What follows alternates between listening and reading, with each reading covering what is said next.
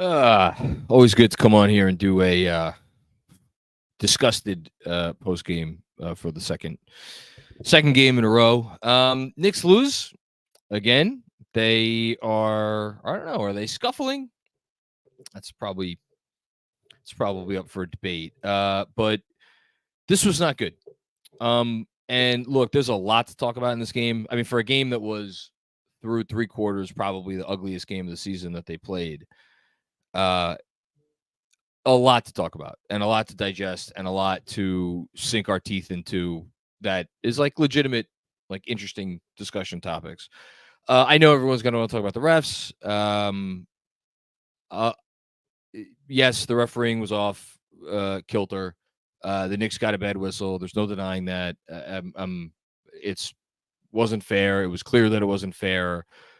You know, the most glaring example was Jalen Brunson gets racked across the arms and like it looked like his face too on that one attempt there in the fourth quarter with about 3 and change to go, whatever it was. And then, you know, RJ puts up a hand and makes contact with Paolo Banchero on a drive. It's like the softest contact you'd ever want to see. And then that was called. Like refereeing was bad. I don't want to, you know, ignore it. But that's not what this game was about for me. This game was about a team that came out in the first quarter and a team that came out certainly in the second quarter and came out in the third quarter. Like the only way to put it is that any negative adjective you could use to describe a basketball team, you could use to describe the Knicks during those three stints. Sloppy, absolutely. Not fully engaged on defense, absolutely. Lacking that little extra energy and zip, absolutely. Just not connected at all on the offensive end or obviously the defensive end. Absolutely. Just up and down the board. And like, I'll be a little forgiving with how they came out in the first quarter. Like, look, it's a long season. We as fans live and die by every game. But, you know, we all have short memories. Like they had games where they came out like this in the first quarter last year. It happens. You know, I didn't love it. I especially didn't love it coming off the Oklahoma City game because you feel like this team, every time they are faced with a situation where it's like, okay, guys, we need to win tonight based on the schedule, based on our last game, based on the upcoming slate, based on, you know, just all the things, based on who we're playing. And they come out and they're like, okay, the Knicks showed up tonight. They're going to take care of business. They show up like that tonight. So, like, I want to be forgiving. I can only be so forgiving because that was, like, again, right out of the gate. And, but the more, I don't know if it's more troubling or less troubling than the things you can control. Like, I mean, this team was just off in every way possible. And some guys were off for the entire game, although by the end, I guess the main culprits kind of put it together. But like Jalen Brunson with the worst half of basketball he's played all year, unquestionably in the first half. RJ Barrett, astoundingly, with a half that was in contention for one of his worst halves of the year, and that's saying something for RJ. DiVincenzo's been hitting half his threes for a month and a half. Went 0 for the night. I don't think he hit a 3 tonight. Obviously, the team didn't hit any threes tonight. And you just, you go up and down. But again, there are things you can't control, and then there are things you can control. And everything that there was off about them, certainly in the first half, again, coming out of the gate in the first quarter, and then the entire second quarter, really, a lot of that felt like stuff you could control or stuff that was like in between, right? So not what you wanted to see coming off that Oklahoma City game. And then the part of this game that frustrated me the most, and I may be in the minority here because, again, lots of things to chew on in this game. Not all bad, but a lot of things to chew on. Their effort to come out of the gate in the third quarter. And, like, I know, like, Randall, who was awesome tonight offensively, and I'm not, God knows I'm not about to kill Randall. Without him, they wouldn't have been in this game.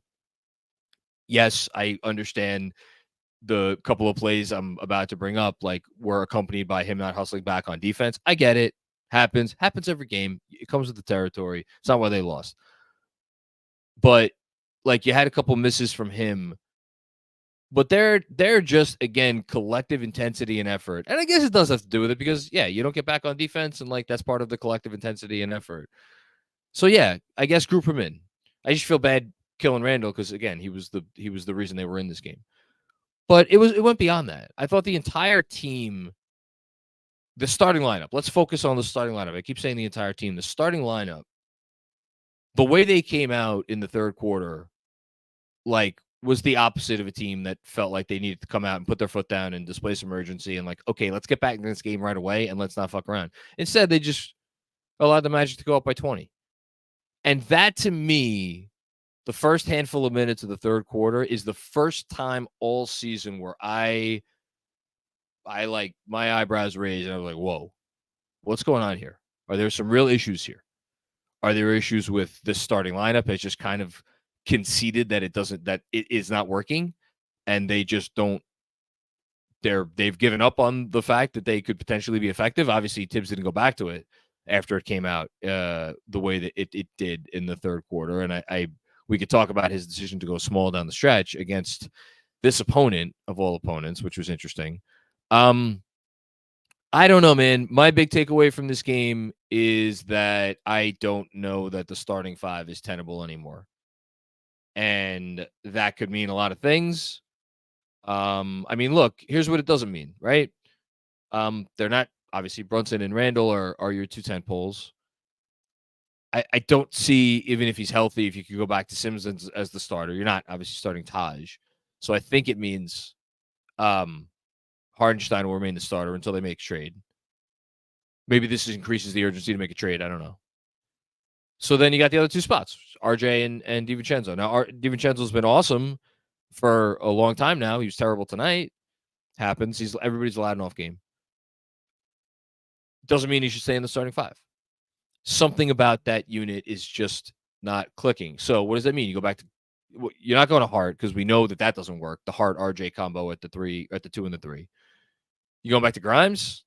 I don't know that. I mean, Grimes has had some nice moments in the last month since he got benched, or last, whatever it is, 2-3 weeks since he got benched.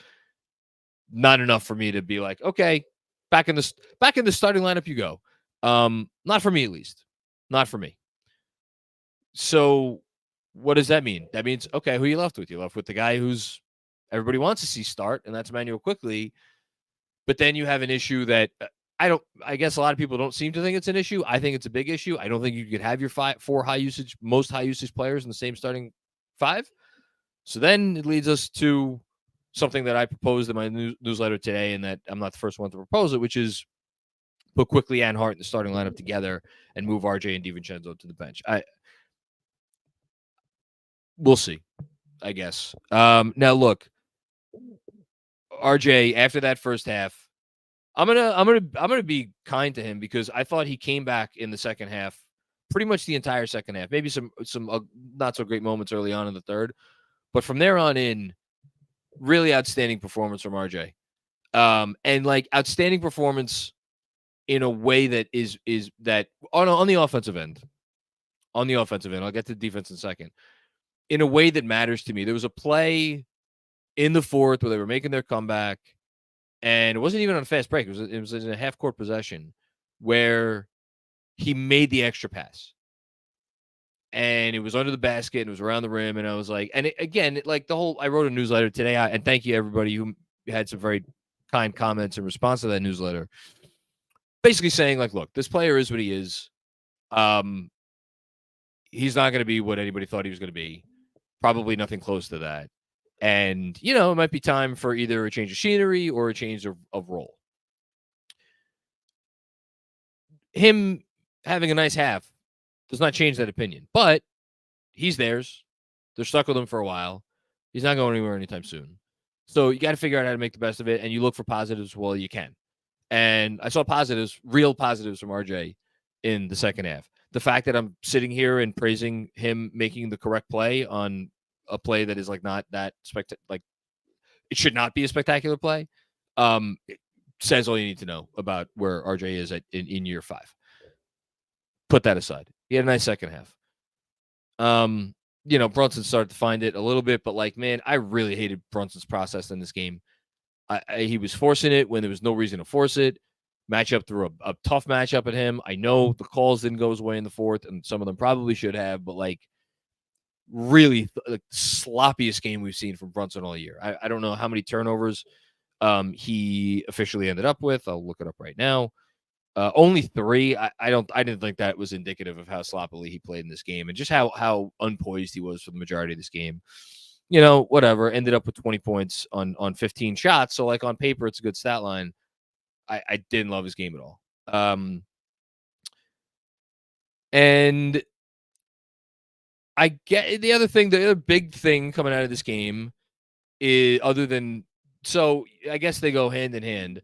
Tibs played quickly for the entire, last whatever it was, 16 minutes, I guess. Yeah, because he played 28. I think he played 12 in the first half. Give the people what they want, right? And Quick did offensively. He wasn't on. I thought his 2 misses to start the fourth, both of them looked like they rimmed out. Especially the 3 was halfway down. Thought those were big in the moment. And obviously, not blaming him for that. There were good shots, good takes. They go in a lot of the time. They've been going in. They didn't go in tonight. So he didn't have a great offensive game.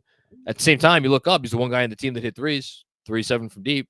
The rest of the team hit 3 of 23. So that's not ideal. But more than that, I look at the decision to close the game with Quickley and to leave Quickley in as different altogether than Tibs' decision to go with Randall at the 5. Because to me, the Quickley playing more decision comes down to, again, how married Tibs is to having size specifically at the other spots. It has nothing to do with going small at center or not. So now, was he basically to me, it was like he was conceding that we need to score some points because this Magic team is just frustrating us to no end on offense. So we're going to go all in on defense. We're going to go all in on offense, and we're going to hope that we can do enough to stop them defensively. And it didn't really work. I mean, the Magic ended up with 117 points for the game. Tibs went small at the 7:44 mark of the fourth quarter. Magic had 94 points at that spot. So they went on to score 23 points over the last 7 minutes and 44 seconds. That's barely, I mean, for me to sit here and be like, that's tenable.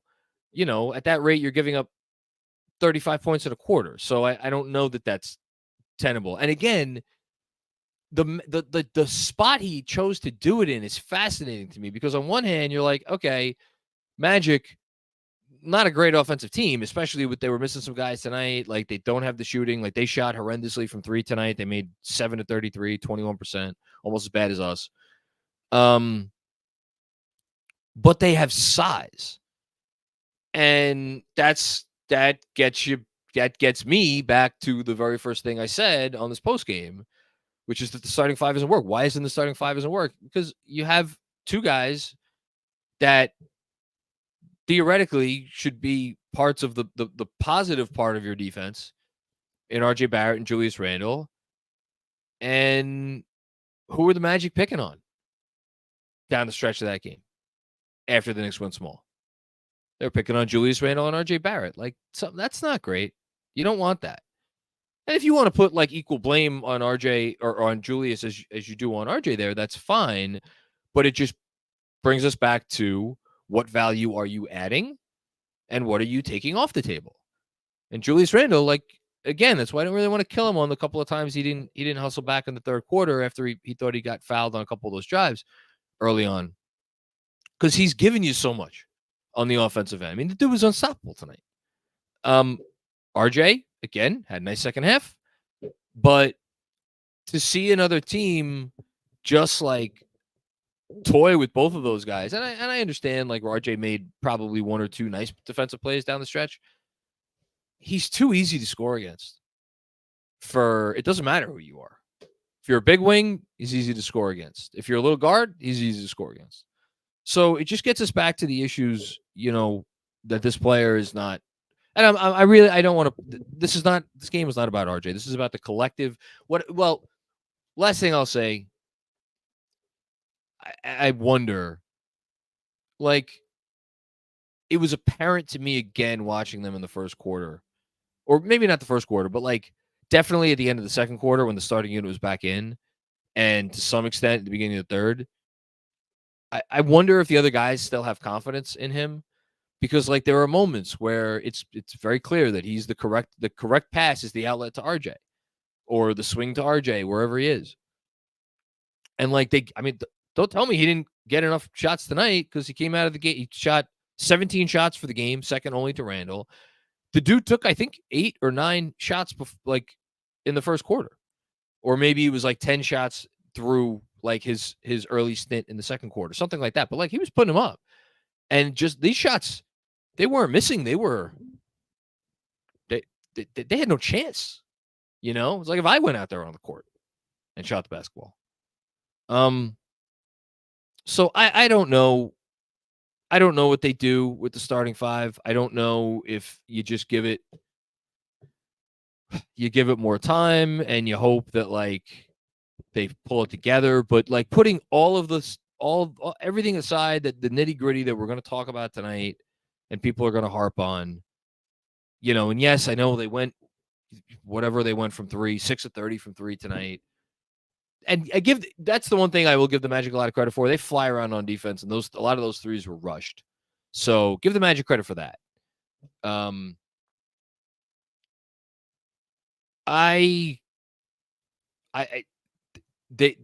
don't think this starting five is tenable defensively. I just don't. And tonight, for the first time, I thought that their lack of belief in their own ability to defend at an adequate level maybe started to seep into their overall attitude and certainly their offense. So yeah, that's what I got. Just a really not a fun night at all. Didn't like this one. Didn't like it one bit. And then before we get to our sponsors for the evening and our super chats, just looking at the standings, I'm just double checking to see if I think they still play. No, thank Christ the Cavs lost tonight. Okay, thank goodness for small miracles. And the Hawks blew another big lead. The Nets lost to the Wizards. Should we be concerned about some of those teams at the bottom of the play-in race? I don't know. But you look at the standings right now, Heat and the Magic are tied at 19 and 12. They're 6 games back. They're tied for 4th and 5th in the East. We're 2 games back now, the Magic and the Heat. What did I say before? Did I say the Heat and the Magic? I hope I said the Heat and the Magic. So, you fall much further behind. And we got a game against Pacers tomorrow night. Pacers are half game back of us. Pacers win that game tomorrow, or again, back-to-back. They didn't play tonight. Pacers, we did. Pacers win that game. They move ahead of the Knicks. And then all of a sudden, Knicks are in 8th place. And they've lost a game against the Magic. They've lost a game against the Pacers. You do not want to make this too much of an uphill climb to get into that top 6. And again, I thought tonight was a night you come out with the requisite effort and you get that win. And they didn't do it. I don't know what else to say. They didn't do it. So really frustrating. And I hope that it was a one-off. I hope they come out with the effort tomorrow night that we thought they were going to, or they should have come out with tonight. And then we move on. All right. On that note, a couple of sponsors tonight. Big thanks to them. First and foremost, our good friends at AG1. I have my AG1 right here with me. I just made it before the game. As usual, the code, hopefully you guys know it by heart by now. It's drinkag1.com/film school. And again, that code gets you a free 1-year supply of vitamin D3, K2, and 5 free AG1 travel packs to go with your purchase. You guys have heard me talk about AG1 for a while. You've heard me talk about how easy it is, how much they do all of the hard work for you. All of their scientists have engineered this stuff, even though it is all natural. But they have made sure that it is exactly what you need to put in your body to not only feel better every day, but to also be genuinely healthier in your life. It simplifies and enhances your daily routine by giving you the nutrition you need. It supports healthy aging because all the stuff that it helps you, the gut health, your mental health, your energy, all that stuff, it keeps you feeling younger. And I will say, as much as this Knicks team does not help me feel younger, that's why I need the AG1, because the AG1 helps me feel younger. And I'm just excited to make it a part of my daily routine, honestly, for the rest of my life. So cheers to AG1 one more time. If you want to get a free 1-year supply of vitamin D3K2 and 5 free AG1 travel packs with your first purchase, go to drinkag1.com/film school. The drinking game tonight. What should the drinking game tonight be? Man, I feel bad making it anything positive, because that was just so ugly. You know what? I'll give in to the thing that I don't usually give into. Anybody who complains about the refs, you get a drink from AG1 from me. So any ref complaints, there's our drinking game for tonight. And then next up, our other good friends at Prize Picks. The betting and sweating crew made their picks tonight. But before we get to them, a reminder that you could go to prizepicks.com/KFS and use code KFS for a first deposit match up to $100. So you know how the first deposit match works. Again, prizepicks.com/KFS. If you put in $20, $50, $75, up to $100, they will match whatever you put in to get started. So if you want to, screw around and bet with $100, they'll let you bet with $200, free of charge, that second 100. It really is the easiest and most exciting way to play fantasy sports, because instead of battling thousands of other players, including pros and sharks, you just play against the numbers. You pick more or less than on a 2 to 6 player stat projection. Let's look at our guys' betting and sweating picks for tonight. I have no idea how they did, so this is going to be informative for me, as well as I pull up the box score to make sure I have everything right. So a reminder, and I'm looking at GMAC's pick here tonight, you can go between different games. So if you want to have some sort of a parlay where you're picking something in the next game and then picking something, as Andrew did here in the Nets game, you could do that. So GMAC went over 32 points, rebounds, and assists for one Cameron Thomas of the Brooklyn Nets. And I'm looking at Brooklyn only scored 104 points tonight. That's not a great sign. Cam Thomas also came off the bench tonight. Another not great sign. Ended up with 15 points, 3 assists, and 1 rebound. So womp womp for GMAC. Lost that one. Oh, actually, no, sorry. He went less than. That's my bad. He went less than. So GMAC went less than 32 points, rebounds, and assists, and he came out victorious. So 1-0. Sorry, that was my bad, Andrew. Didn't mean to make you seem like a loser for a second there. Sean, wait a minute. Hold on. Now we got different prize picks up. APJP probably. Oh, wait, that's the wrong one. Okay, here's the right one. So I'm going to scrap the Cam Thomas thing. Okay, here we go for this game. We're a little much like the Knicks. We came out not prepared to play tonight. So Julius Randle over 9.5 rebounds was GMAC's pick. Julius Randle got 12 rebounds. That's 1-0. Sean went over Jalen Brunson 0.5 offensive rebounds. That unfortunately is a loss. So 1-1. Sean lost. XJ went over Emanuel Quickley 13 points. That's a bad beat. He got 12, so we're 1-2 there. And then Mensa went under RJ Barrett 4.5 threes attempted. He attempted 5. So that's a loss. So we went 1-3. Congratulations, GMAC. You were the one victor tonight. Good job by you. Not a good job by the Knicks. let us talk about it tonight because that is what we do. Man, not loving this.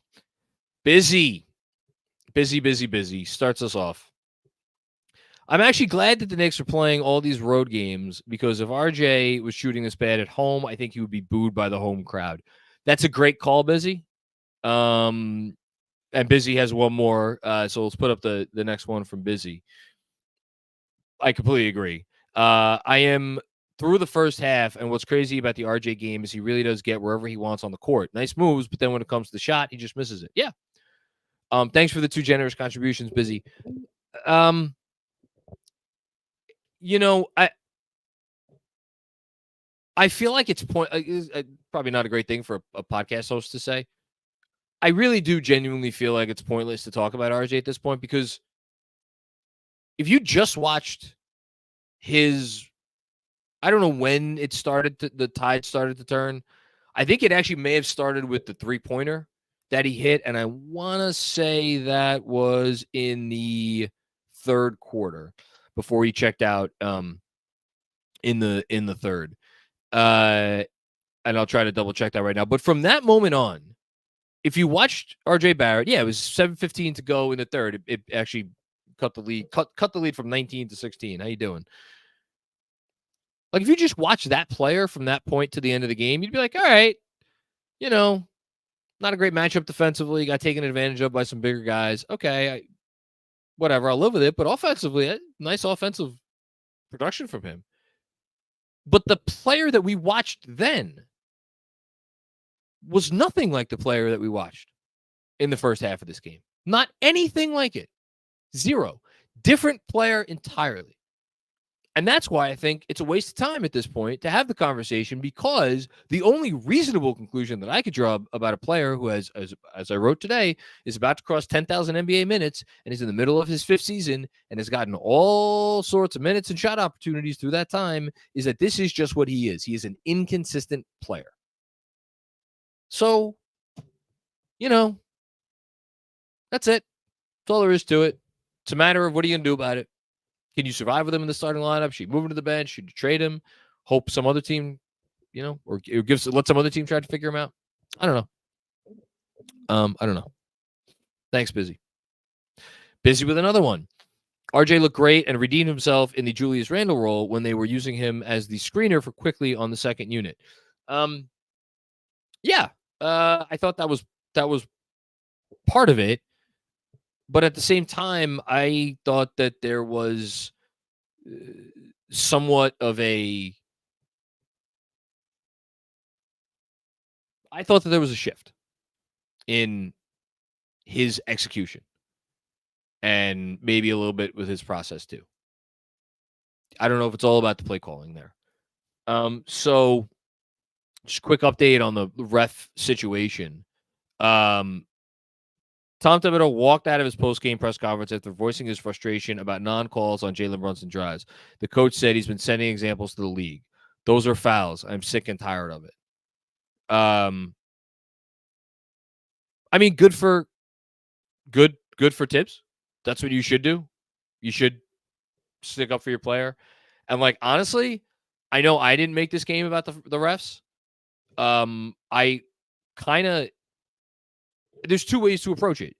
You either kill your team for their effort and you risk really making morale go from bad to worse, or you're use this game and the refereeing and the bad whistle as a rallying cry. And honestly, I'm kind of in favor of the latter. But we'll see. Thanks, Busy. Deadwoods 604. The refs really sucked. Cheers to you. Thanks to AG1. And couldn't hit a 3. Randall was the reason we didn't lose by 20. Yeah, I mean, look, again, I put a little bit more on their effort and execution and energy and poise and all of those sorts of things coming out of the gate, both in the first quarter and the third quarter. But the refs did suck. We couldn't hit a 3, and Randall was the reason we didn't lose by 20. So no lies detected, as the kids say. Thank you, Detwards. Fred Katz. Robert Cross cost the Knicks this game. I agree. I agree wholeheartedly. I don't know why Fred is saying that, but I agree wholeheartedly. Thank you, Fred. Thank you for your service. Dom Cappuccini. Can we get a round of applause for Mac and GMAC for wishing for 17 wins by the end of the year back on December 1st? May I ask if you're as optimistic as you thought you might have been a month ago? So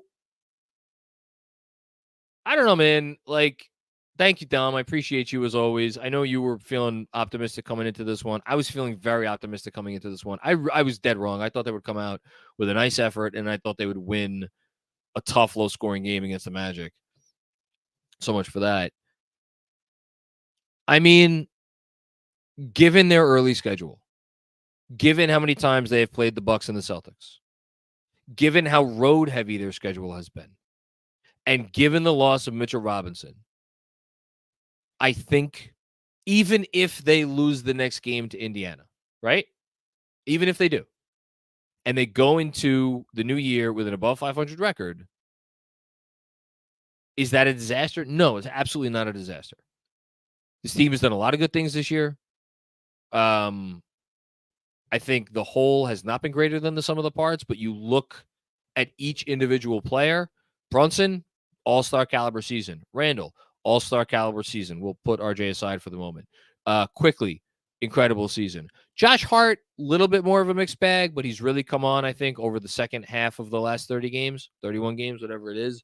So I'm okay with Josh Hart, with what he's brought this season, even if he's maybe a little bit below what we might have expected.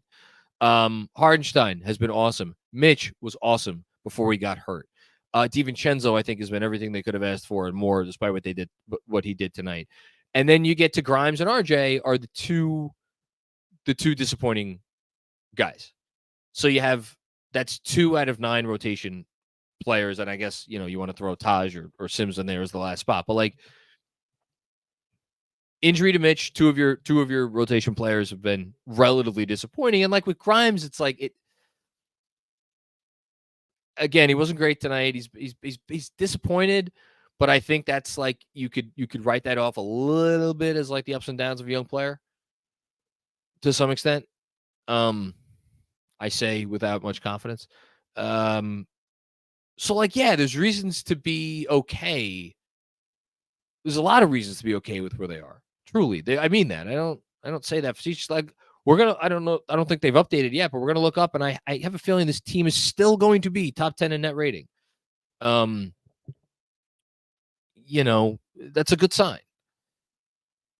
Doesn't mean we can't be frustrated. So, yeah.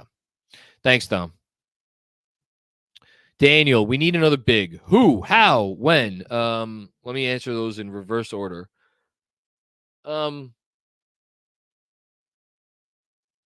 Sims is close to coming back, according to Tibs before the game. I think you give Tibs one more, or Tibs.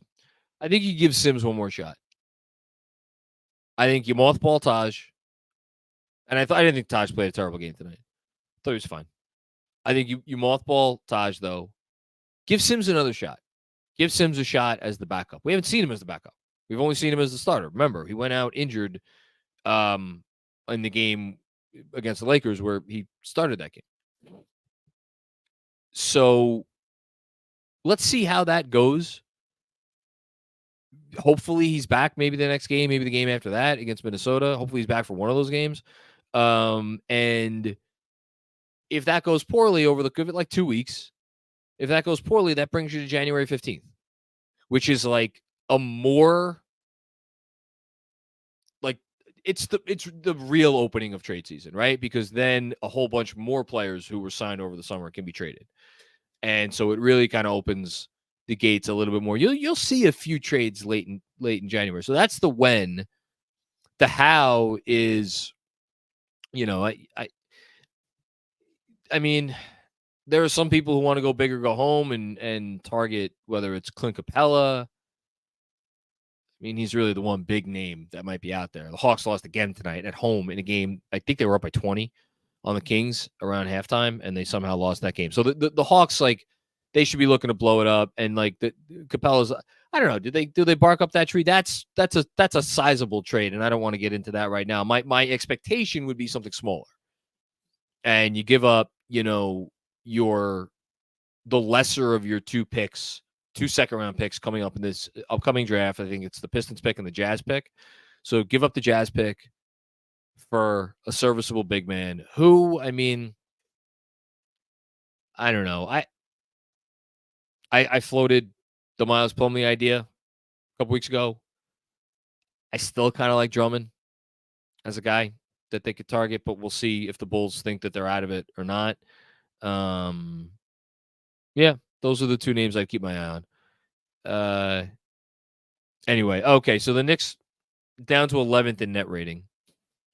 They are actually in a virtual tie with the Heat, 11th and 12th, just behind the Rockets, the Magic, and the Pelicans.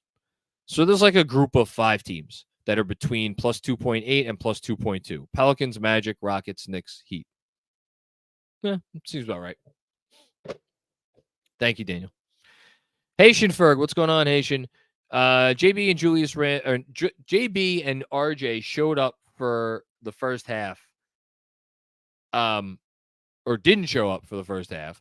Julius Randle kept us in it and held up at the 5. Bad whistle in the second. Shout out AG1. Second half, didn't like JB forcing the issue. I didn't like it either, man. Did not like it either. No pass for RJ. His first half put us in a hole. Start of the second quarter, not enough IQ. So the second quarter was the RJ Quickley backup unit. It scored 4 points in over 5 minutes, or almost 5 minutes. Or no, actually over 5 minutes. Brunson comes in, plays 2.5 more minutes with that unit, still does not score. They scored 4 points over the first 7.5 minutes of that quarter. And again, 2.5 of those with Brunson in for Grimes. So lots of blame to go around. I don't think you can rely on Quickley if you put him alongside an ineffective RJ Barrett, let's call him a timid Quentin Grimes, the way he's playing right now, and Josh Hart, who's not really a threat from 3, and just kind of flies around doing Josh Hart stuff out there. I don't think that lineup is enough for Quickley to be successful, which is why I always push back against anybody who's like, Emanuel Quickley, usually like Jalen Brunson in the making. Like he'll go to another team and do what Brunson did here. Different sorts of players. Like Quickley cannot generate offense like that. He just can't. It's not his game. Quickley's brilliance, and I emphasize brilliance, is his ability to be the number 2 guy or the number 3 guy. But not enough offense out there to start the second. And, and again, bad Brunson. And yeah, like I'll give some praise to RJ for how he finished up the game. He absolutely put them in a fucking hole. Absolutely. I've said this before. You cannot be in a situation where your offense does what they need to do. They execute, they get the matchup advantage, and they make the correct read off of that matchup advantage, and it winds up in the hands of a player who cannot take advantage of the advantage that has been created. It's so demoralizing, which is kind of, I'm wondering if that's why the starting 5 right now is playing like zombies. I don't know. I don't know what it is. Thanks, Haitian. Fred Katz, give me all your thoughts on the small lineup. My thoughts on the small lineup is that this was probably not the right team to try it against, with Paolo and Franz being able to bully whoever was guarding them and get into the post. Magic are obviously a pretty good rebounding team. The Knicks were out-rebounded badly tonight, so that's not great. I like that Tibs tried it, I guess, even against this team, I guess. And they, it was effective to a certain extent, but like, what did the Knicks do with it? The Knicks tried to force the issue inside. What did the Magic do? They kept their big inside. And like the notion that like Randall's your 5-man, like you're not pulling the center away. Like I know they were really off from 3 tonight, but like if Randall's at the 5 and RJ's on the court and Hart is on the court, it's technically a small ball, but like why do I'm obviously I'm being facetious because Fred knows all this, but like why do teams go small in the NBA? They go small to get more shooting and playmaking, but shooting. That particular small ball lineup of Randall, Hart, and RJ with Quickley and Brunson, it does not give you more shooting. So the Magic could still sag off. I understand that Knicks didn't hit their threes tonight, but even moving forward, I don't think teams will fear. They'll be like, sure, shit. If Hart and RJ and Randall are going to hit threes against us, fine. We're sure as shit not pulling our big out of the paint, or maybe multiple bigs out of the paint. Like that, we're not letting the Knicks beat us that way. Now, to their credit, Randall and Brunson in particular are so good at what they do around the basket that it may not matter, and they may be able to generate offense anyway. But the other part of it is what else does it take away that even without Mitch, the Knicks are great at? Takes away offensive rebounding when you go small. So, like, I don't know. I know what you said to me the other day, and like you just want to see it. I want to see it too. I'm not convinced it's tenable. Not with the current roster they have. We'll see. Thank you, Fred Katz. Anthony Sixto, what's going on, Anthony? Nights like these, I wish enforcers like Oakley Mason were still a thing. Yeah, would be nice. Staying positive. This is a seasonal Tibs walking us to the brink of destruction. January incoming. # Randall All-NBA. I don't know what Tibs did tonight to get shots fired right there. But I don't know. I obviously always think favorably of Tom Thibodeau. The only thing I can think to blame him for tonight is again going with the small ball 5 against this team, and I can't even really blame him because they were getting kind of desperate on offense because nothing else was working. So yeah, I don't know, and it kind of worked. Like they were within 6. They had a couple chances to cut it to more than that. But yeah, they'll be fun. Dom Cappuccini with another one. Possibly a cure that may ail our depressed team is a matchup with the third worst defense. All jokes aside, considering the late push, I feel better about going into tomorrow night than, say, mid-third quarter. Yeah, I mean, the way they finished it is a little encouraging, sure. I'll give you that. Pacers scare the shit out of me. They've scared the shit out of me all year. I think they're a bad matchup for the Knicks. I know tonight went the way it did, but like I would much rather see the Knicks in a rock fight than a shootout. And here's the problem, right? If the Knicks are not hitting their threes tomorrow night, then oh boy. Here's the other thing. What team wants to run more than Indiana? And what team is going to be the more tired team tomorrow night? It's going to be the Knicks. So I don't know. I'm a little concerned heading in tomorrow. Not feeling very confident, but I love that you are, Dom. And Dom with one more. Thank you, Dom. You're the man. Seriously. Thank you. Missed an opportunity to beat a scuffling team missing important pieces. Yes. New York is more talented than Orlando. Yes, but lacks IQ and energy. How did the synergy go from an all-time high to where it is now in a matter of 4 days? It's a great fucking question, man. My answer to you, and it's not a great answer, and it's a cop-out answer, but my only answer to you that I have is it's a long season. That's the only answer I have. And I think momentum is these are the instances where like because it's here's where saying it's a long season isn't just a talking head thing to say, but where I think it's actually legitimate. It's a long season in that these guys know it's a long season and that we put a lot more stock into like game to game momentum, I think, than they do. Like, there are going to be some nights where, like, yeah, they look great the previous game, but then they'll come out and they just might not have it, or vice versa. And that's what happens. Now, that being said, can a team get on a roll and start to feel really good about itself? Yes. Can a team get in absolutely, like, in the muck and the snowball starts rolling down the hill in the wrong way? Absolutely. Go look at what's going on in Detroit right now. Go look at us 2 years ago when we won 3 out of 20 games. For the most part, though, I think it's like you go out, you play however you're going to play. Sometimes it's good, sometimes it's bad. Wake up, next day is a new day. Next game is a new game. So, I'm more concerned that just they're going to be tired tomorrow night, and I don't necessarily love that matchup for us, but we'll see. Randall's rolling right now, so that's a good sign. And Brunson should be able to have his way tomorrow. That's a good sign. And hopefully we make our threes and play with some energy. Thanks, Tom. Next up, we have, as I put my computer on mute, Kevin Danishevsky. Question: let's say the Knicks heed your suggestion with putting RJ and DiVincenzo to the bench.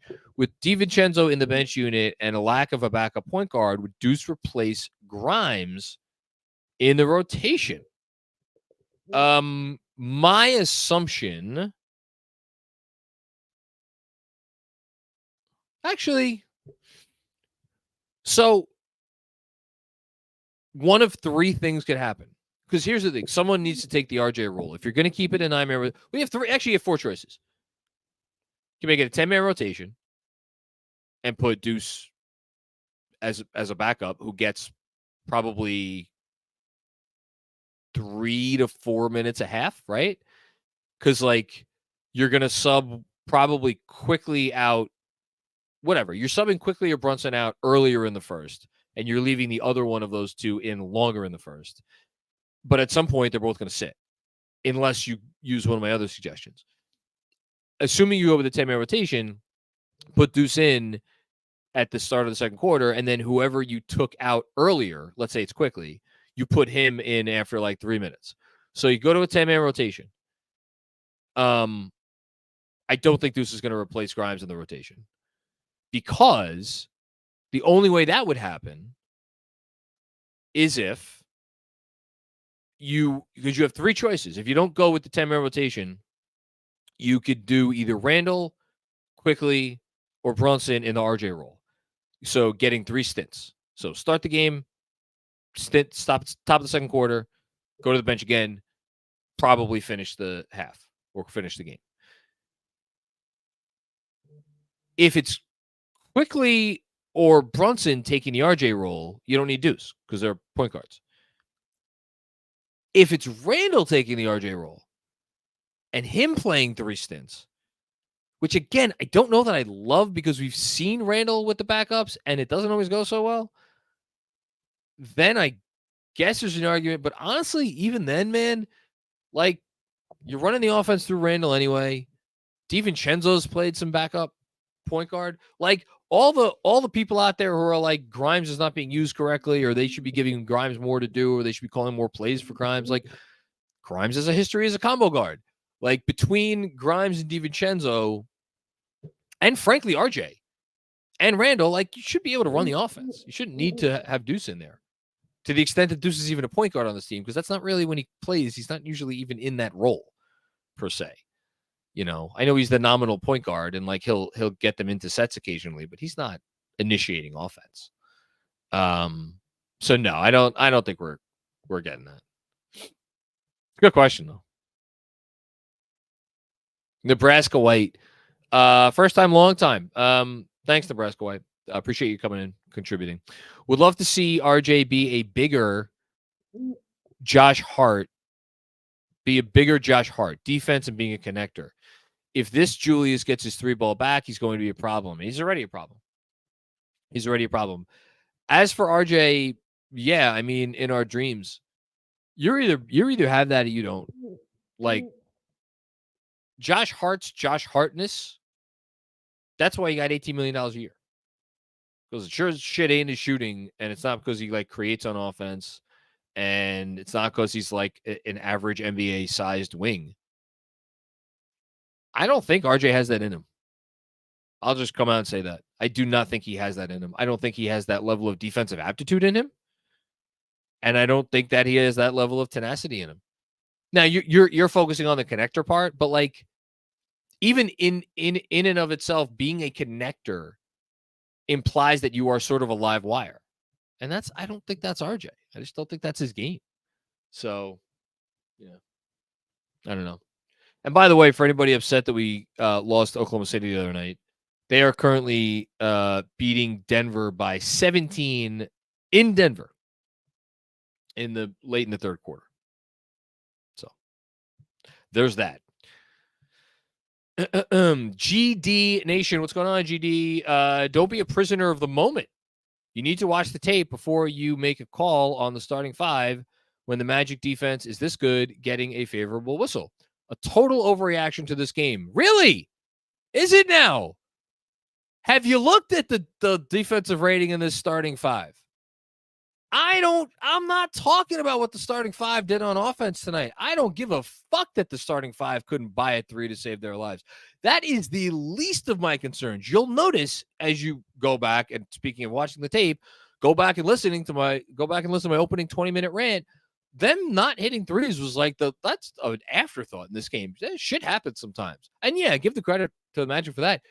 This Magic team had nothing on offense. They had nothing going.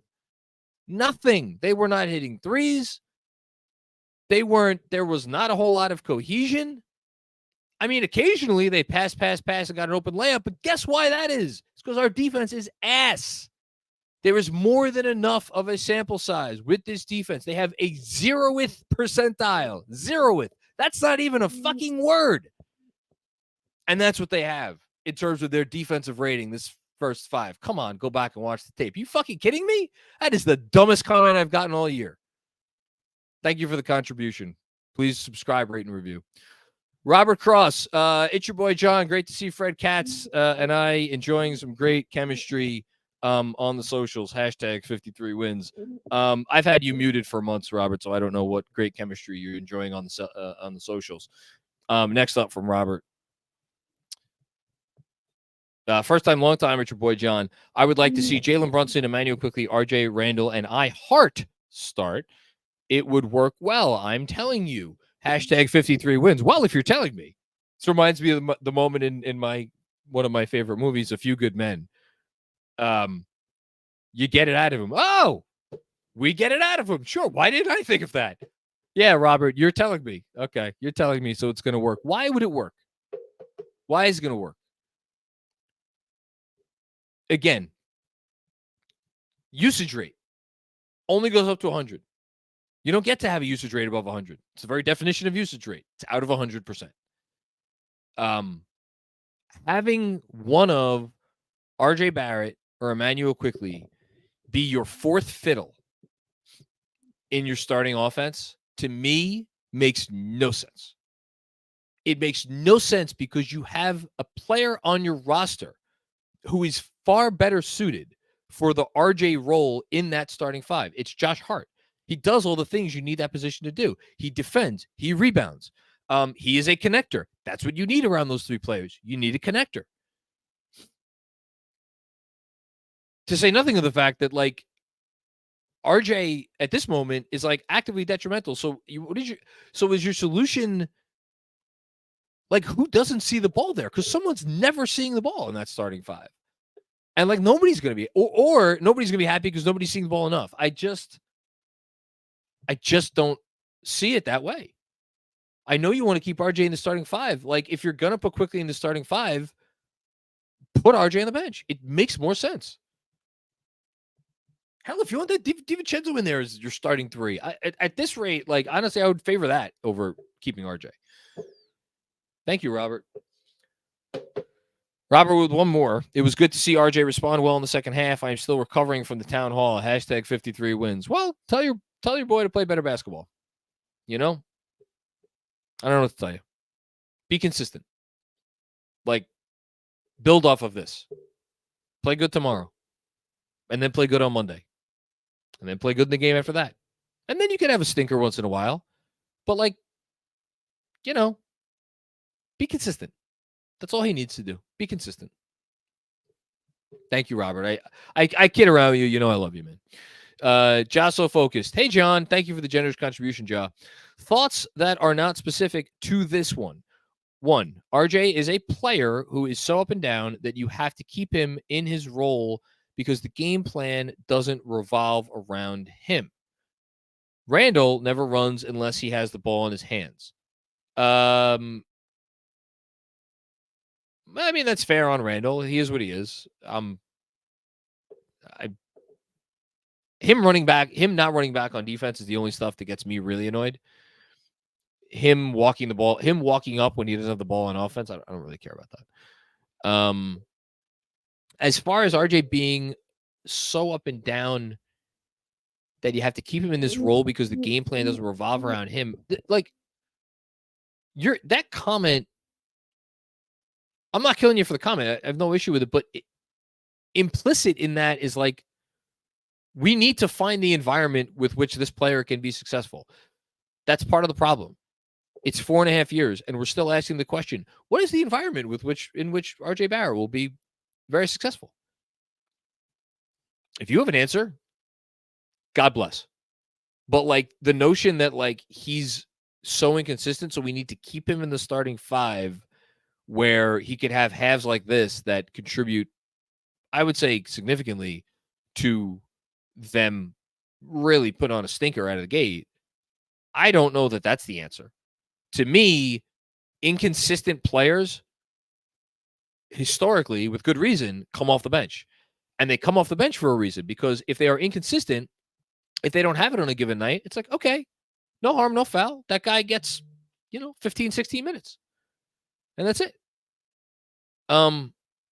Which is why Emanuel Quickley should be starting, because he's not inconsistent.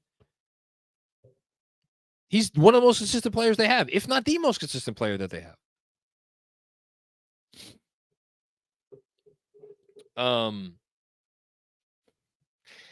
Thank you, Joe. I appreciate you. Dom Cappuccini with another one. Dom, as I say this lovingly, you're a madman, Dom. You're a madman. Major keys to this loss that shouldn't be lost over anything else. One, horrendous three-point shooting. Yes.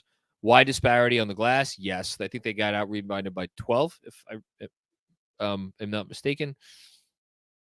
Normally, they are two strengths for us. Those two stick out for me more than the turnovers or RJ or Jalen or the refs. Yeah, I mean, look, you can't fake great offense. And, I mean, well, they did last year, actually. So maybe I shouldn't say that. It's hard to fake great offense.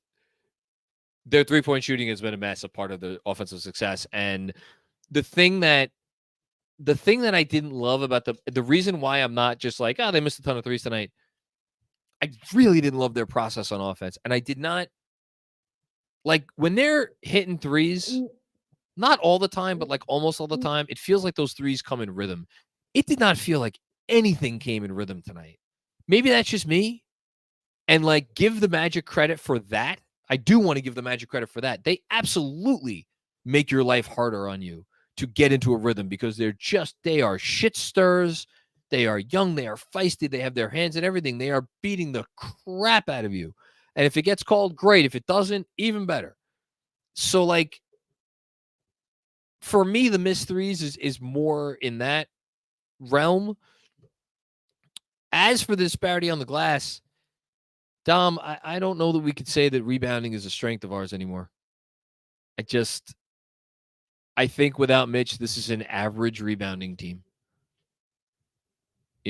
at best. And that's unfortunate, but I do think it is a reality that we will need to get used to. Thank you, Dom. Man, OKC up now by 22. Will Oliver, this could be a contentious playoff matchup preview. I don't see either of these teams finishing high enough to face one another. I mean, I guess theoretically they could face each other in a 4-5. I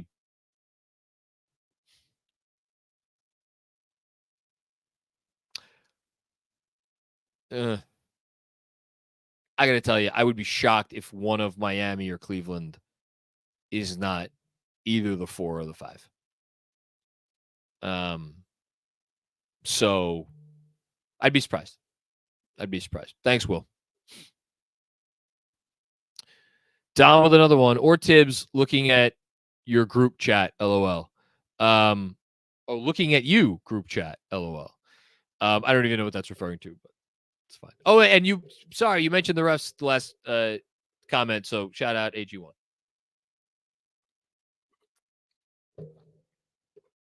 Josso focused with another one. For number one, when he's off, you play Hart. I don't know what you mean by that. For number two, we have no solution. Today, RJ did as much as he could on both ends in the second half. 30, you just have to accept it. All right, that you're all over the place on this one. I think it's referring to something with RJ in terms of like so you start RJ when he's off, you play Hart. When he's I'm lost. I'll address the part of your comment that I understand, which is that RJ did as much as he could on both ends in the second half.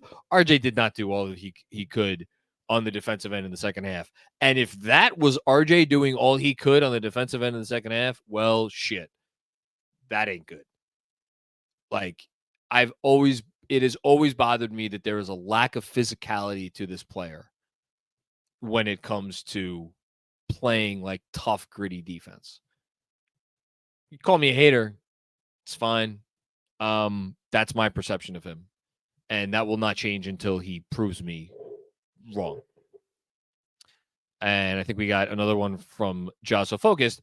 Definitely taking the Jalen Brunson points, rebounds, assists prop tomorrow. Well, that would be smart. You should take that prop because it's a good prop. I think it'll be a high-scoring game. I hope we win. If they win that and they could go into the new year 18-14, it would feel so much better to me than 17-15, man. Let me tell you. A lot better. Thanks, Sean. Nebraska White with another one. Thanks again for chiming in, Nebraska. Appreciate you. Who would be the best realistic option for an updated mid-3 with Brunson and Randall? Siakam, Laurie, Jeremy Grant, or Murray? # Let's go Knicks. I don't believe Laurie Markkanen is a realistic option given what Danny Ainge will demand in a trade. I think I'm of the opinion that would work really well on offense. I know that's not a universal opinion. I think there is a reason to have genuine concerns about what that is on defense. And I say the same thing about DeJounte Murray. Let me get back to Murray in a second, but like Justin Laurie, with what you would need to give up to get him, that would kind of be your all-in move, honestly. And I just don't think that is worth an all-in move. Siakam is not a reliable shooter. Putting him next to Randall at the 3 is just crazy. It'll kill your spacing. And like, again, Siakam, another guy who like needs the ball. So not what this offense needs.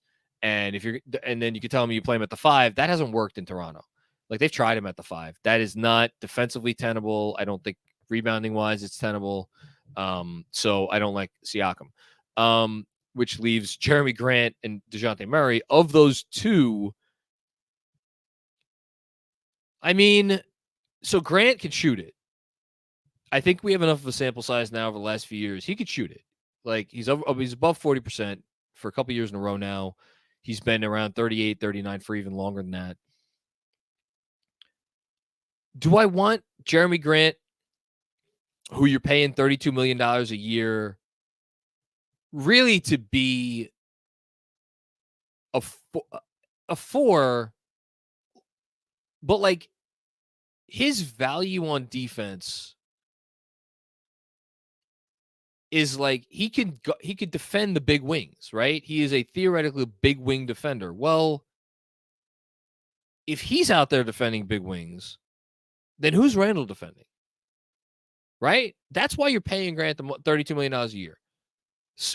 Like Randall gets a lot of those assignments. Well, now you've introduced a scenario where, okay, well, We have to hide Julius Randle on someone. Well, that's tough because you're already hiding Jalen Brunson on someone.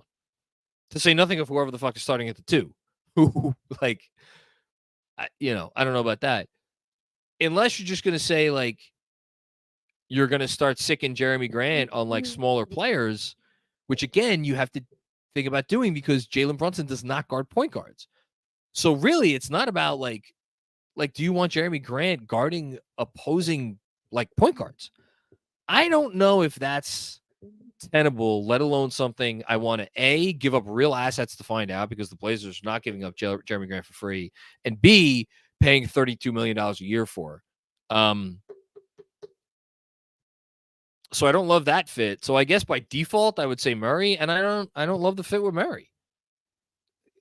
Again, a guy likes having the ball in his hands. His best value is with the ball in his hands. And more than anything, he's a small guard. I know he's 6'5", whatever. He is a guard. He's a point guard or a combo guard. That is his size. He's not, you want to say he's the equivalent of like a Grimes defensively or a DiVincenzo defensively in terms of just size. I understand he has more aptitude than both of those guys. He is still a guy that is going to get picked on by bigger players. So you are still left with this conundrum of if Thibodeau does not want to go with 3-guard lineups, and I don't think acquiring DeJounte Murray is going to make him any more willing to go with 3-guard lineups than he is right now, well, then you want to talk about a minutes issue for Quickley and Grimes and DiVincenzo now? Could you imagine if they give up real stuff and send like RJ to Atlanta for Murray? No. The trade that makes more sense, I guess, would be to send. But as I can't even get the words out because, of course, trading Quickley for Murray doesn't make sense because then what are you doing? You still have RJ. And so then you're starting DeJounte Murray and RJ together. That makes fucking no sense. So the more roads you go down, the more dead ends you find. I mean, again, like it would require them really shifting their thinking and in terms of the sorts of lineups that they play and how small those lineups would be. And frankly, I don't know if I really want them to shift their thinking in that direction. I don't love the fit with Murray. I just don't. And I'll write about it more at some point, but that's my short answer. So who knows? Maybe I'm actually saying Grant. I don't know. Thanks, Nebraska. Good question. I don't know if my answer was any good, but next up after Nebraska White, what do we got? We got anything else? Oh, Jostle Focus, Dreaming Out Loud, Bonchero, 4:30 on this team. Yeah, ain't happening, Joe. Listen, a lot of complaints tonight. Don't complain about Julius Randle. Julius did what he could. He was great. Last one from Ja. The refs definitely bet on Orlando on Prize Picks today. You got both of our sponsors in there in one shot. You got the Prize Picks mentioned, and you got the ref call out, which means I have to drink another shot of AG1. Thank you, AG1. Particularly delicious tonight. Okay. Dom with another one. Dom, the madness continues. When you consider how poorly they shot and they couldn't get a contested rhythm get into a consistent rhythm in the paint, unlike in the last win, the loss was inevitable given their energy. Throw it away and start fresh tomorrow. Just play fresh too. That's kind of what I think Tibs was doing by saying what he said in the post-game presser, and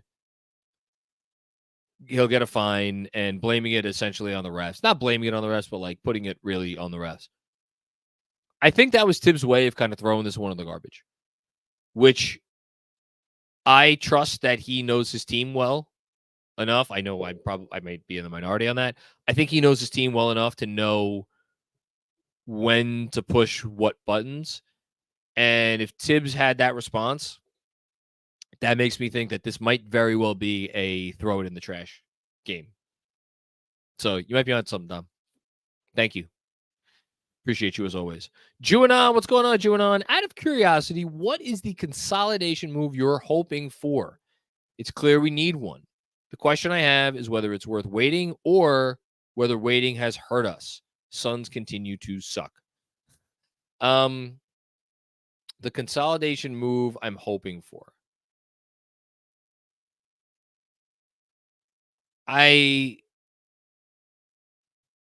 So like my number one dream consolidation move.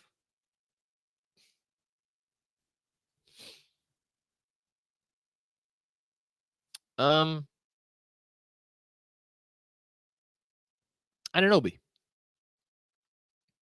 The problem is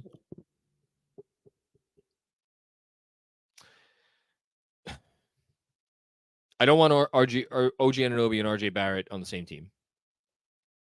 That doesn't work. Don't like that.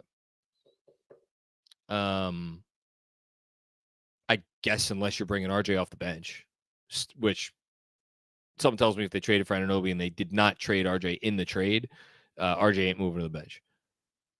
I guess theoretically there's a world where that could work, but anyway. So let's say you trade RJ. Then if it's OG, if it's RJ plus any player that is not named Emanuel Quickley, so basically Quentin Grimes, right? RJ plus Grimes for Anunoby. Masai's asking for a lot more. I think. I think he's asking for 2 unprotected firsts in that trade. At least. So then you're like, all right, well, what if you put Quickley in instead? So you get your consolidation, you get your 2 for 1. You let Quickley go somewhere where he thrives. You punt the Quickley contract issue. You punt RJ Barrett quite literally into Canada. And then you save yourself draft picks.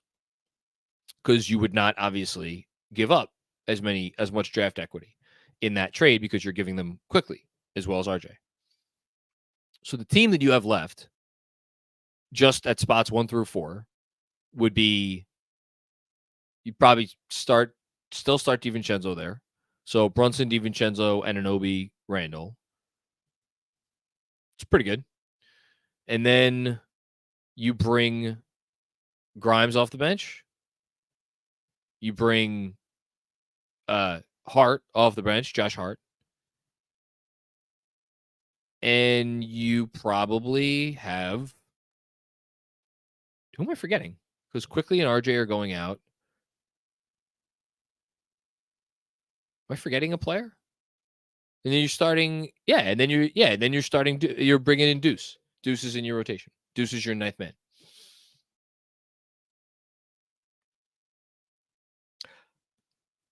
I kind of like that. I don't know. It's a lot to give up. I don't love giving up Quickley. I like, if you're going to give up Quickley, I like saving him for the theoretical like superstar trade. But I don't know. It's a tough call. But he's the obvious one. I don't know that there is another obvious one. Matt G, the Magic have drafted very well. New York last 5 years, no. New York's draft record all of a sudden is not really looking that great. I mean, you got Quickley as your prize. Other than him, though, who's the next best draft pick the Knicks have made in the last 5 years since Mitch? I don't know. You want Grimes? You want RJ? Magic have drafted very well. Thanks, Matt. Joseph Brennan might need a lineup change, but the more plausible solution is pulling those guys when they don't have it. Starters came out in the third quarter and were horrible. Can't let them die out there for 8 minutes. That's fair. I was thinking about it. In the moment where I was like, you should pull a Van Gundy, pull the whole fucking 5. And yet, the one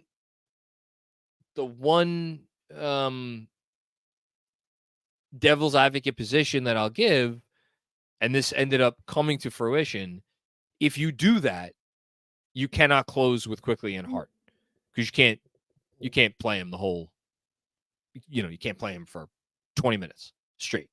So I think he was trying to just buy time, knowing that he was going to close the game with Quickley and Hart, and he did close the game with Quickley and Hart, to his credit. But it's a fair observation, for sure. Thanks, Joseph. Jocelyn Focus, saying the Knicks haven't drafted well in 5 years is, and then he made a little face. I mean, I don't know. What's like Quickley? Quickley's a great draft pick. What other great draft pick or even very good draft pick have they made? I still would say Grimes is a very good pick at 25. Grimes at 25 is a good pick. I know he's going through it right now. I still think that's a good pick. You know, we'll see about RJ. Ja with another one.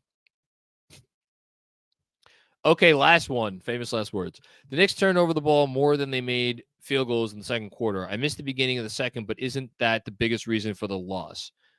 Yeah, I mean, their second quarter generally stunk. I didn't like how they came out in this game. I really didn't. And I did not like how they came out in the third quarter. Like, yes, the second quarter was horrendous. They were completely disjointed, but like all the stuff that I like, it's the same thing I saw to begin the game and begin the third quarter.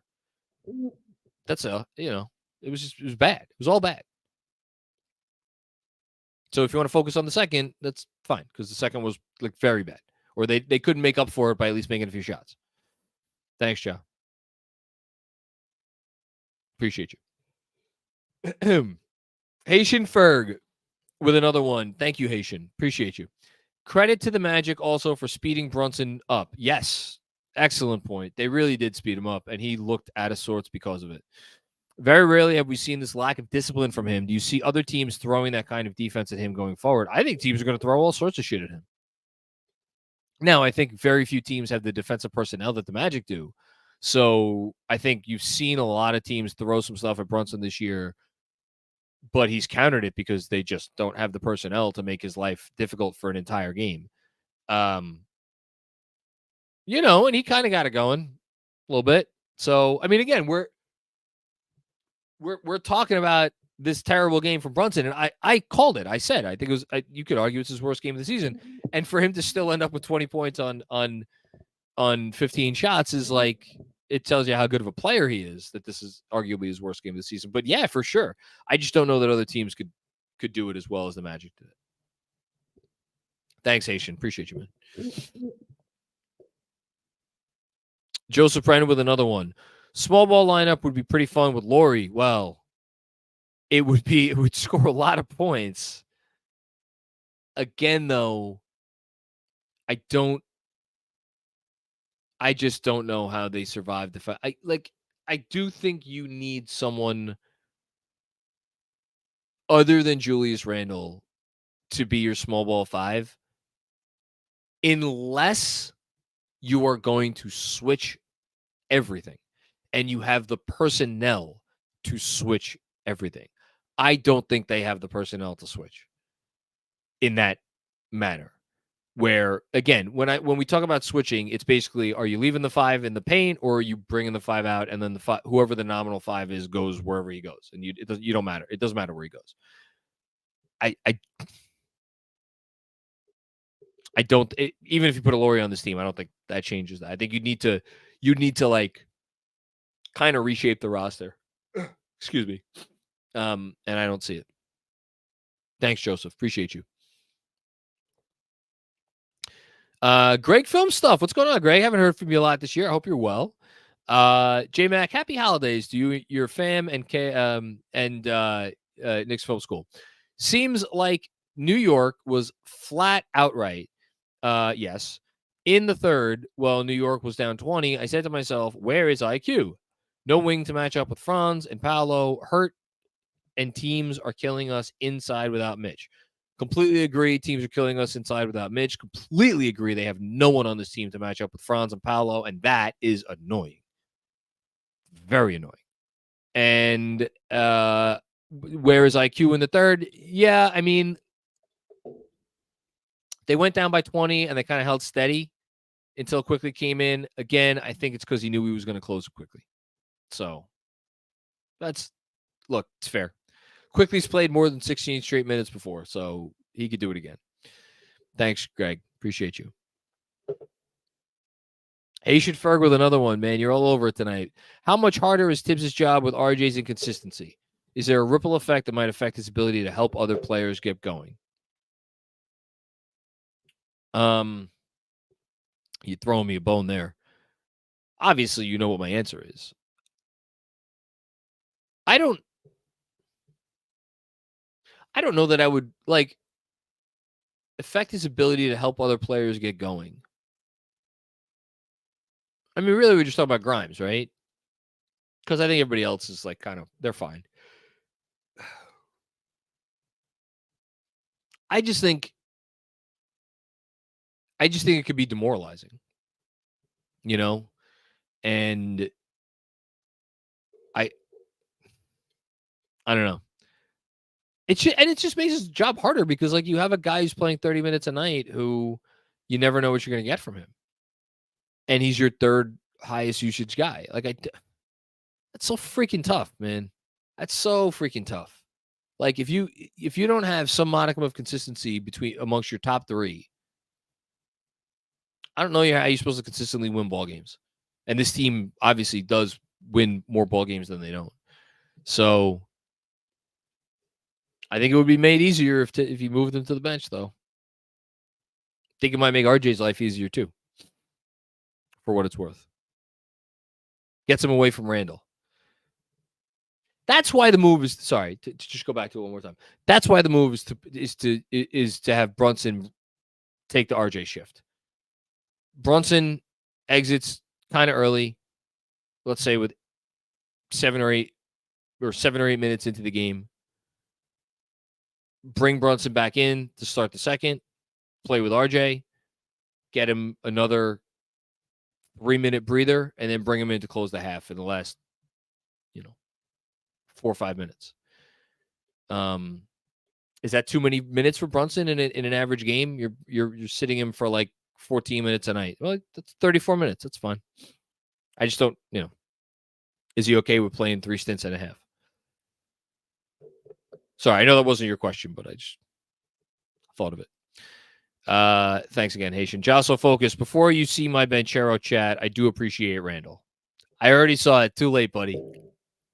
I love you, John. It's okay. Heaviest jersey in the league. Knicks effed around and found out. You're damn right they did, man. That's my favorite super chat of the night. Concerning they couldn't get up for this game, a game like this. Where are JB's pull-up threes tonight? He was all sorts of off, man. He was all sorts of off. And again, it emphasizes how much they have come to rely on his three-point shooting. Him and DiVincenzo, but especially Brunson. They needed that tonight. Didn't get it. And it hurt them. Really did hurt them. Thank you. GD Nation with another one. The stupidest comment of the year. I will wear that with pride when I enjoy listening to your yearly mea culpa about overreacting. I don't know how you could say that it's overreacting about the starting lineup in this game when the defensive rating for this starting 5 has been putrid. I mean, do you want me to look up the numbers at this point? I'll look up the numbers because I don't. And again, the Magic have been a bottom 5 offense, a borderline bottom 5 offense for a month. They've been one of the worst offenses in the league for a month. And they came in here against our starting 5 and they got whatever they wanted. Just like every team, basically, that has played against our starting 5 over the last, since this has been the starting 5, has gotten whatever they wanted. How many more teams do we need to see go up against our current starting 5 and get whatever they want before we say it's enough? I maybe it was a little bit of an overreaction by me, but like, come on, man. This is, I don't think this includes tonight. Randall, Hardenstein, Brunson, DiVincenzo, Barrett coming into tonight, 102 minutes, 127 offensive rating, negative 10.4 net rating. Like, I'm pretty sure that number went up tonight, that defensive rating, or at the very least stayed around the same. I don't need to see anymore. I don't need to see anymore. It's not working. Thank you, GD Nation. Hush Zoo, is Hart's contract worrying with his production? Nah, I don't think they have any intention of moving Hart. So like the notion that like, oh, his trade value has gone down or whatever, they're not going to move Hart. Hart's going to be a part of this team for a long time. Are you paying him a few $1 million too much? Yeah, but like, there's a reason why they didn't maybe negotiate all that hard on that contract versus negotiating hard on Quickley. What's the difference? They know Hart's not going anywhere. Quickley, I've said repeatedly, I think they view him as being more valuable as a trade chip than as a player on the team, and that's why they were not about to give him a contract that makes him less valuable as a trade chip. Thanks, Hush. Ja with another one. Per your RJ comment, I agree Quickley is more consistent than RJ. I just think that switching them has the potential to be more harmful midseason than the offseason. I mean, so what? Are we punting this season? Serious question. Like, Tibs has made lineup changes every year. Teams across the league good teams make lineup changes all the time. The Lakers are trying to win a championship. They made a lineup change. The Warriors, who've been struggling a lot, they made a starting lineup change. I'm aside from Draymond. The Clippers made a starting lineup change. They've been the best team in the league since they made that starting lineup change. The Knicks made a starting lineup change this year. Like, it's about, I'm sorry, but to me, it's about, like, what are the repercussions to your culture, to RJ's ego, to your organizational infrastructure? Like, you have touted this player as one of the faces of the franchise for a long time now. And I think that has a lot to do with the hesitation to move him to the bench. More than basketball. Thank you, Joe. Zach Kalalovic, what's going on, Zach? I feel a cognitive dissonance watching this team, knowing that it isn't the final iteration. Forced to play Randall at the 5 shows the massive hole on our team. Yeah, and the Mitch injury just made it more glaring. Like, it already wasn't the final iteration, but that iteration of the team with Mitch at least was still good enough to, like, maybe get you in the neighborhood of 50 wins. This team right now, I don't know. They strike me as a team that they would do well to finish 45-37. With the defensive issues, with the fact that they're guard heavy, with the fact that no Mitch makes the fact that they are guard heavy look a lot worse. So, yeah, cognitive dissonance is probably a good word for it. Thanks, Zach. Nick Greenberg with another one. We sometimes overlook injuries. Julius Randle playoffs, first 7 games. Possible that RJ's migraines are still affecting him. Almost hope so. Is there a doctor in the house? Man, I don't know. I'm not gonna. I don't know. My answer is I don't know. I wish I could give you something else. For me to be like, yes, there's absolutely a possibility, that would be me talking out of my ass, which I know I do a lot of. But yeah. Thank you, Nick. RJ team. I wonder who's going to be our trade deadline spark plug this year. Derrick Rose and Josh Hart jump-started our team in the second half of the season. You're damn right they did. I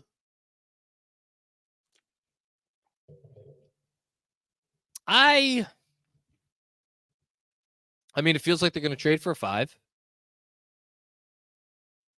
If they make any other move, that means someone that we hold near and dear is going to be sent packing.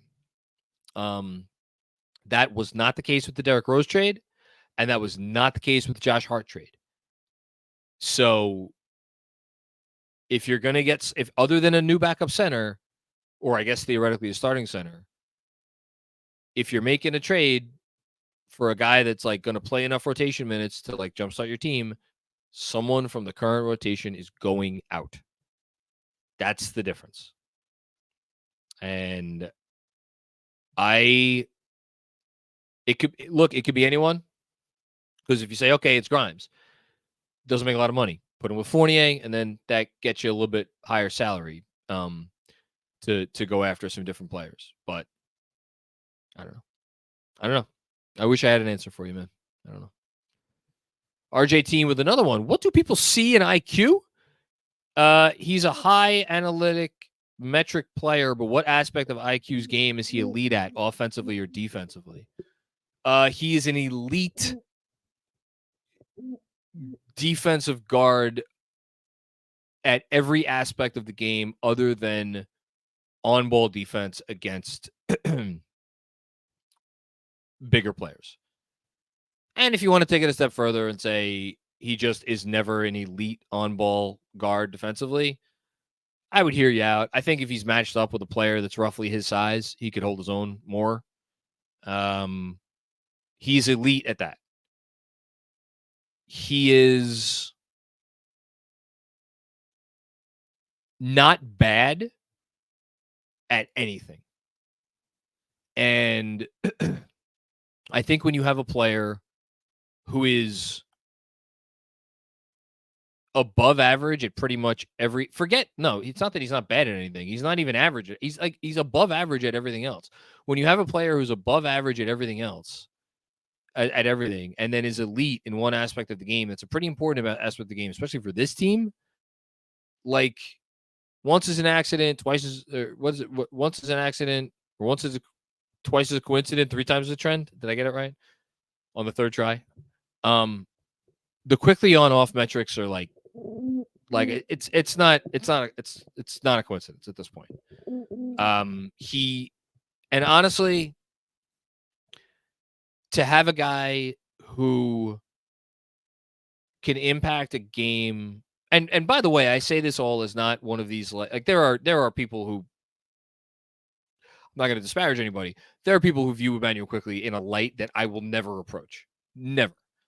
But even me, who is probably more lukewarm on him, like, when you have a guy that can give you genuine on-ball creation, not at like Jalen Brunson's level, but like that's very rare. But like, he can give you genuine, efficient on-ball creation, and he can absolutely shoot it, and he can absolutely pull up and shoot it from deep. Shot it well tonight. He's been shooting the lights out of the ball.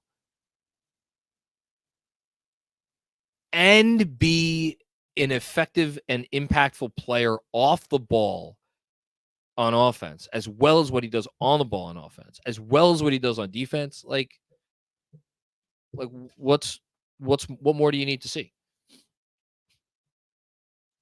He's the anti-RJ, basically. He's a winning player. RJ's a losing player. That's the difference. Kenneth Antigua. I think teams are watching tape and see our passes are lazy and know we're bad in transition. Recipe for disaster. Happy New Year, KFS team.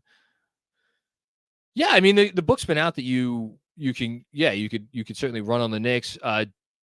Their passes were lazy as shit tonight. I thought their passes were pretty lazy against Thunder too. That said, I don't know that I could say that their passes have been lazy all year, or that they like lazy passing is part of their DNA.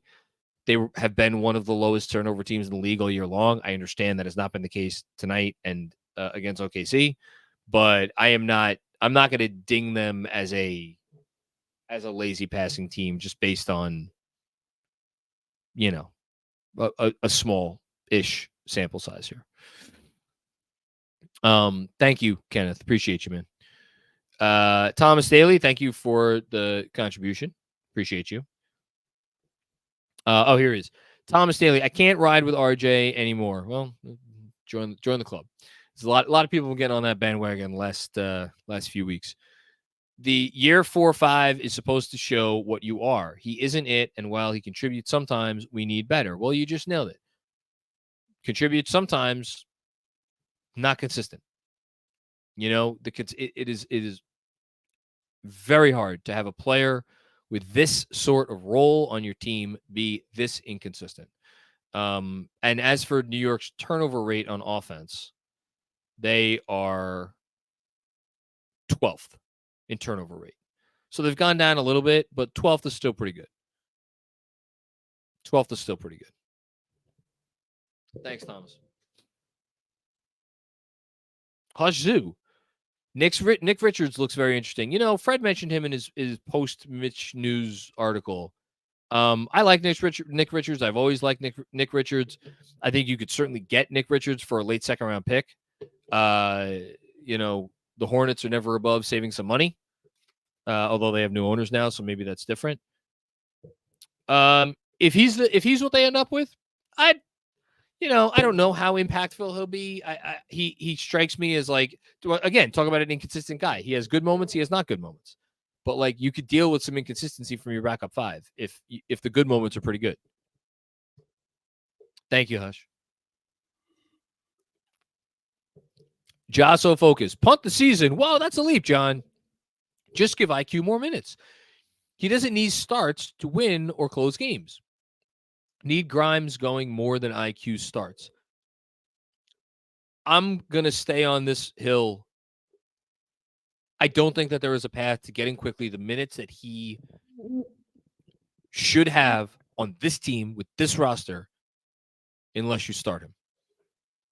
I don't think so.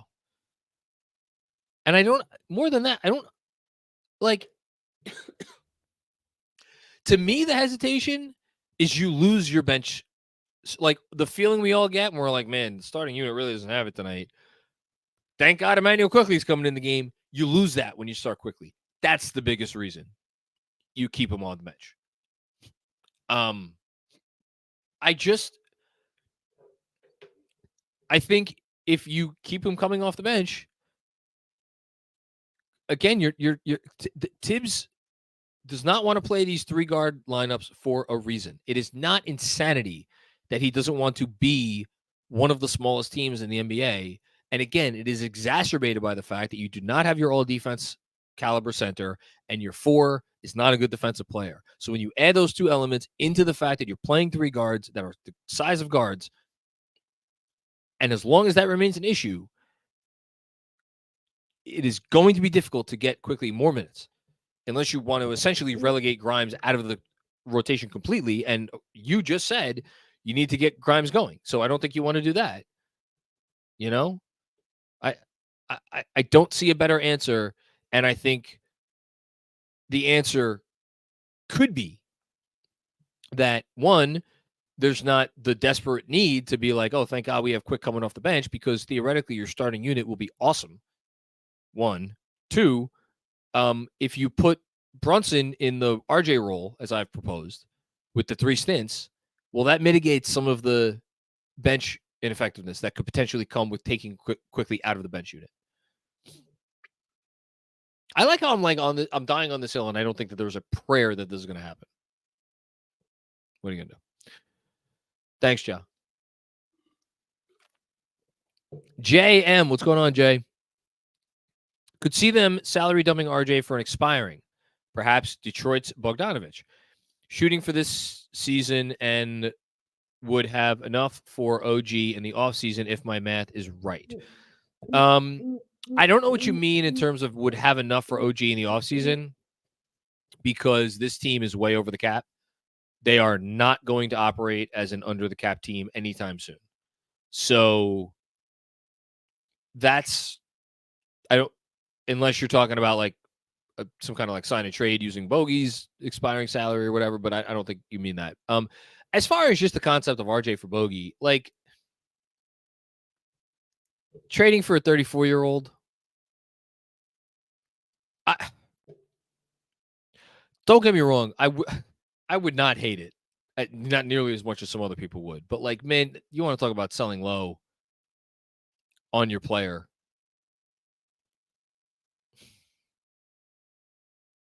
I don't know, man. I don't know. My gut tells me that would be a very poor decision by the front office. And yet, I don't know. It's not. I'm not going to sit here and call you insane for bringing it up. That's for sure. Thanks, Jay. Hajzu, what do you think the front office looks at IQ versus RJ? I like IQ more, and he should be the priority to keep over RJ, and I hope they have the same mindset. LOL. I don't think the front office looks at it like that. I mean, people made it out to be like they gave RJ the extension, so that prevented Quickley from getting the extension or whatever. They view them as two. They play different positions, and I think all you need to look at is their usage under this head coach to know that they play different positions. Now, I think they have viewed both of them as pivotal pieces in potential trade packages moving forward. And I think they have been more inclined historically to view Quickley as the more likely player to go out in a trade because of the construction of their roster and the fact that they already have a small guard on their roster and all the things we've been talking about. Could that change?